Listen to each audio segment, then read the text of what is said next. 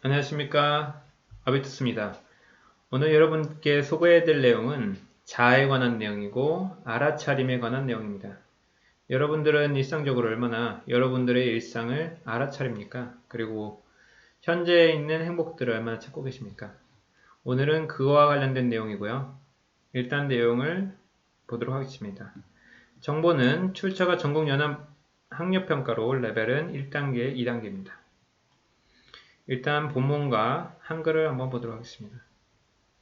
제목은 몸이 보내는 신호의 중요성에 대한 내용이고요. 우리 몸에서 오는 신호를 얼마나 우리가 잘 감지하냐에 따라서 우리가 그 일상을 재미있게 혹은 중요한 부분에서 알아차림을 통해서 그 문제를 잘 해결해 나갈 수 있다는 내용입니다. When we were infant, we were turned into the signals from our body that told us when to eat and when to stop. We had an instinctive awareness of what foods and how much food our body needed. 우리가 어렸을 때, 유아일 때, 우리는 어디에 정신을 팔린다. 우리는 맞춰진다. 그 신호에 우리의 신체로부터 오는. 근데 그 신체로부터 오는 그 신호는 뭐냐면 우리에게 언제 먹어야 되고 언제 멈춰야 되는지를 알려준다.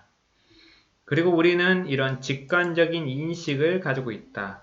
어떤 음식, 그리고 얼마나 많은 음식을 우리의 몸이 필요로 하는지. 자, 내용을 보면요. 우리가 유아였을 때, 우리가 어렸을 때 한번 생각해 보시면 됩니다. 우리가 어렸을 때는 완전 갓난아기들 같은 경우는 뭐 자동적이죠. 마치 시계가 있는 것처럼 만약에 2시간마다 밥을 먹여야 될 때나 아니면은 3시간마다 밥을 먹여야 될 때 확실하게 그때가 되면은 우리가 굳이 의식하지 않아도 아이들이 배고프다고 칭얼대는 것처럼 언제 먹고 언제 그만 먹어야 되는지를 아이들 스스로가 알려주는 내부적인 몸의 신호체계가 있다는 거죠. 그리고 그 신호체계라는 것은 너무나 본능적이다 보니까 자기의 몸에 맞게 그 순간순간에 대해서 잘 파악하고 있는 건데 우리가 나이가 들음에 따라서 우리는 여러 가지 바깥에서 오는 신호에 의해서 얼마나 또는 어떻게 먹어야 되는지에 대한 기준들이 엉망이 돼버리거나 갈피를 못 잡게 되는 경우가 발생한다 이 말이죠. 그래서 우리는 결국에 성년이 돼가는 과정에서 우리의 내부에서 가지고 있는 지혜의 길을 잃게 된다. 라는 좀 안타까운 내용입니다. 관련돼서 정리한 내용입니다. 일단 주제는 몸이 보내는 신호의 중요성. 그래서 우리 유아기 때는 언제 먹고 그만 먹어야 되는지에 대한 몸의 신호와 인지력이 뛰어나다는 본능을 갖고 타고난다. 그래서 어떻게 보면 부모님들이 어렸을 때, 자녀들이 어렸을 때 아이들의 RT, 맨날 자주 이야기하는 Response Teaching이나 그 반응적인 육아가 상당히 중요하다는 겁니다. 아이가 갖고 있는 기질이나 성격이나 특징이 이미 타고난 부분에 대해서 아이들이 어떻게 행동하고 반응하냐에 따라서 그거에 맞게 부모가 순간적으로 캐치를 해가지고 거기에 맞는 육아를 하는 것이 가장 중요하다는 거죠. 물론 육아의 핵심적인 기준은 알고 계셔야 되고요. 그래서 이런 본능은 내부가 가지고 있는 마치 지혜와 같다.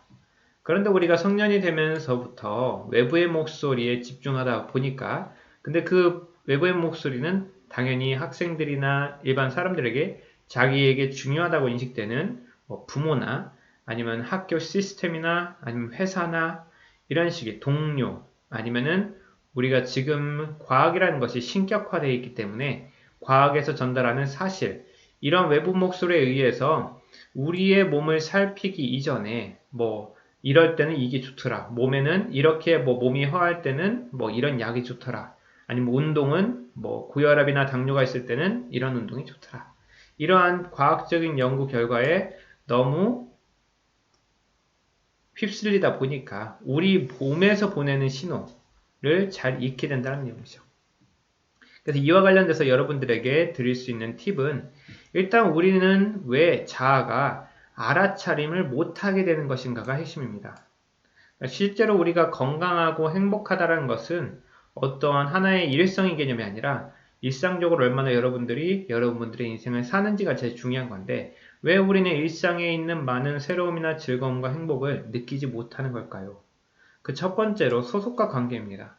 만약에 예를 들어서 일반적인 학생들로 예시를 들면 학생들에게 가장 이상적인 것은 공부를 열심히 하고 잘하는 것 그래서 좋은 결과가 되는 거. 그래서 부모에게 인정받는 거. 부모도 그런 자식을 두는 거. 그래서 좋은 결과를 내고 그런 과정 속에서 좋은 대학을 가고 좋은 학위나 학력, 그래서 좋은 직업을 갖는 거죠. 이렇게 우리가 소속과 관계 속에서 똘똘 뭉쳐있기 때문에 학생들이 가질 수 있는 자기들이 갖고 있는 본능, 그래서 타고난 기질이나 특징과는 별개로 의무감이나 책임감, 그리고 뭐 비난이나 질타, 판단, 여러 가지 소속이라는 것이 부모, 친구, 아니면은 학교 선생, 타인, 이렇게 다양한 부분에서 아이들이 자기들의 본능에 충실하는 것을 집중하는 것을 못하게 하고 아무래도 소속과 관계가 많은 억압이나 요소들에 의해서 자기 스스로 느끼지 못하게 만드는 첫 번째 이유고요. 물론 자기 개인이 갖고 있는 성격이나 기질이나 아니면 매 순간마다 느낄 수 있는 욕구가 있잖아요. 어떤 욕구가 더 강하고 이런 것들에 따라서 본인이 자기가 지금 현재 느끼고 있는 감정들을 알아차리지 못하는 것.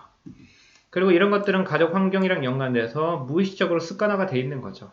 뭐 만약에 예를 들어서 뭐 약 아프다, 막 속이 쓰리다, 머리가 아프다라고 할 때는 우리 무의식적으로 빨리 낫기 위해서 약을 빨리 먹는다거나 그러니까 자기 스스로가 지금은 약을 먹어야 될 텐지 아닌지에 대한 확실한 기준이 없기 때문에 즉 뭐 자기 이해 아니면 자기가 자기 신체에서 오는 능력, 감지할 수 있는 여러 가지 부작용이나 문제들에 대해서 감지할 수 있는 능력과 분석력이 부족한 경우도 여러분들이 어떤 문제가 발생했다. 아니면은 우리가 뭐 대지진이 일어나기 전에 여진이 일어나고 아니면 여진이 일어나기 전에 뭐 동물들이 이동한다거나 이런 사소한 것들의 문제들이 발생되잖아요. 그런 거랑 관련돼서도 동일합니다.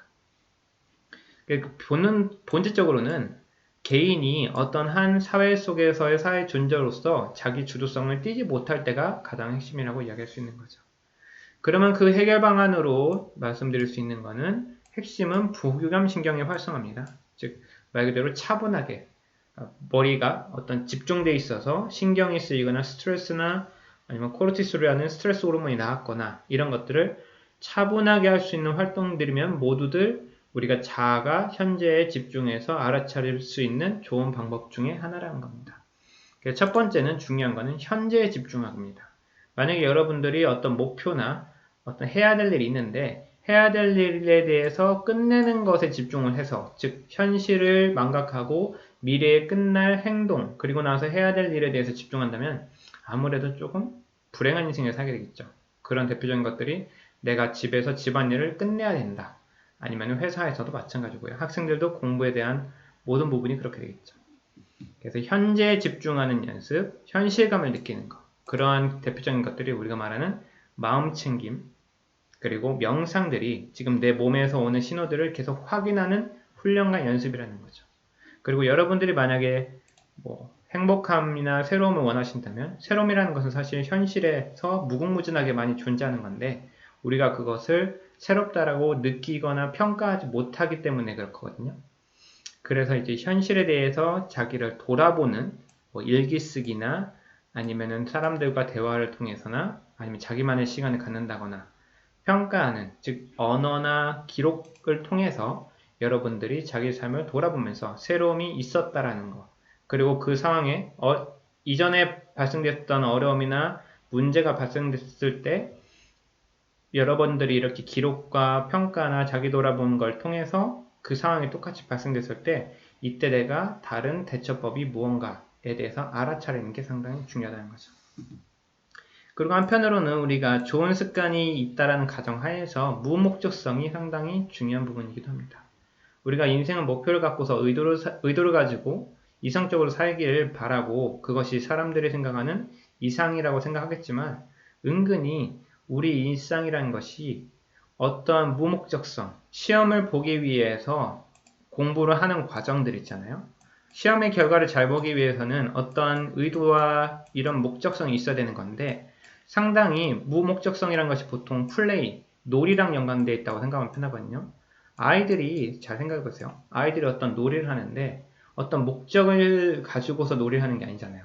매 순간 얼마나 자기들 스스로가 재밌게 즐기느냐, 즉 무목적성을 갖고 있을 때 매 순간순간마다 집중하고 거기에서 즐거움을 느낄 수 있는 것을 갖게 되거든요. 그런데 우리가 어느샌가 사춘기를 넘어서 성인이 됐을 경우에 어떤 뭔가에 대해서 계속 목적을 띠게 돼요. 의도를 띠게 되면은 그런 것들이 어떻게 보면 목표 지향적인 사고방식을 갖게 돼서 현재를 좀 집중하는데 어려움을 갖게 됩니다. 그래서 좋은 습관이 있다는 전제 조건에서의 무목적성도 중요하고요.